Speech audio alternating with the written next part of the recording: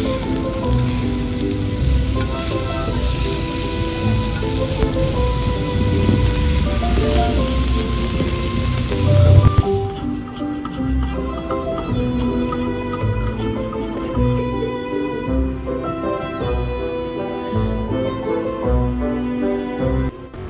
morning, Chloe. Those burgers smell amazing.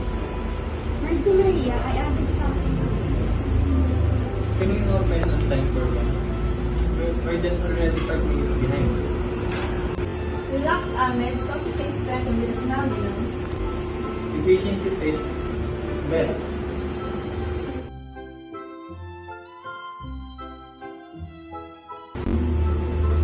Good morning. Coffee and leche, no milk. Hot? Yes. No milk, so black coffee, Americano. Si. No milk, but sugar. Hot, not cold. Ma'am, just pick from the menu. Ahmed, it's okay. Now you want hot coffee, no milk with sugar? Yes, thank you. I don't speak every language, Maria. It's not about language, it's about patience. Guys, we're a team. These arguments in front of us, it's not working. Sometimes I feel invisible. I bake all day, but no one even say they like it. I'm not trying to do it, but I don't understand how people taste, and no one explain. Well, sometimes you cut us off before we can explain.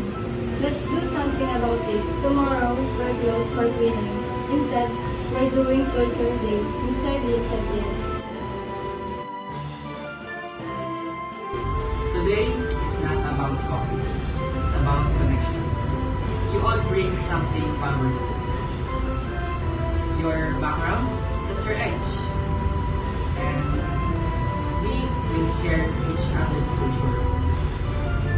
A word, gesture, a memory. Anything that shapes how we see the world. Let's start with your needs, Diana. In Egypt, when we greet each other, we say Salaam Alaikum, peace be upon you. It's not just a word. It sets the tone, peace and respect. Maria, what's about in the Philippines? We say magandang araw, it means beautiful day. We try to make people feel welcome. Hospitality is a big for us. We even try to call the people that are strangers for us as ate and kuya, as siblings.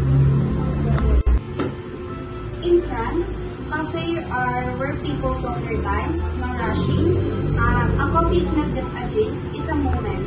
That's why I like to make things beautiful, to make it perfect. So that's why you always bless the cinnamon just well. Yes, it's art, even cappuccino. In Nigeria, community is everything. We greet strangers and we say, how is your family? We wear anything else. And we don't eat alone if someone nearby is hungry. Woo! It's like a Filipino bayanihan, helping each other. Exactly, in work too, no one succeeds alone. Let's practice. You're serving a guest who's struggling with English. What do you do? Okay ma'am, what do you want? Hot novel, small cup, normally. Hi ma'am, would you like small black coffee, hot, no milk? Yes, thank you. You understand. Okay, I see. Short words, slow tone, eye contact. One more thing. Let's play the coffee story. Each of you will say what coffee means in your culture. In France, it's romance. In Egypt, it's a connection. In the Philippines, it's a comfort. In Nigeria, it's a reason to love. And in Korea, it's reflection. You say we may serve a coffee, but what we really serve is experience, memory, and care. Okay. I'll stop talking to you.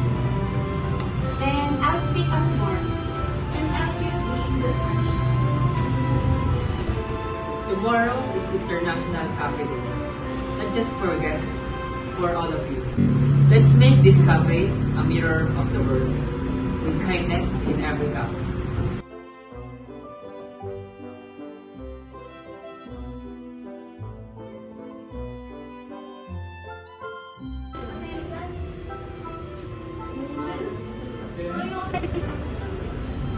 Who wants hot dog sandwich? And I made cardamom croissants with a touch of Nigeria's chinchin. This is the most welcoming coffee that I ever seen.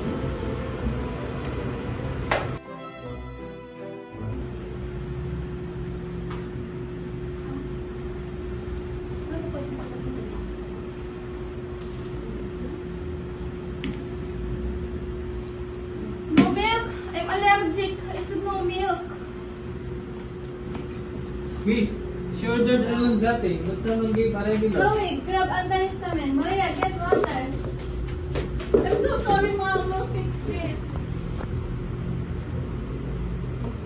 Thank you. Very kind, very fast. You didn't just handle offenses today. You showed what really teamwork really means. I didn't panic because I know someone backed me up. And someone finally noticed my bed. We're still different, but we're together than ever. A good cup of coffee is more than this. It gives balance, warmth, and care. Like this drink.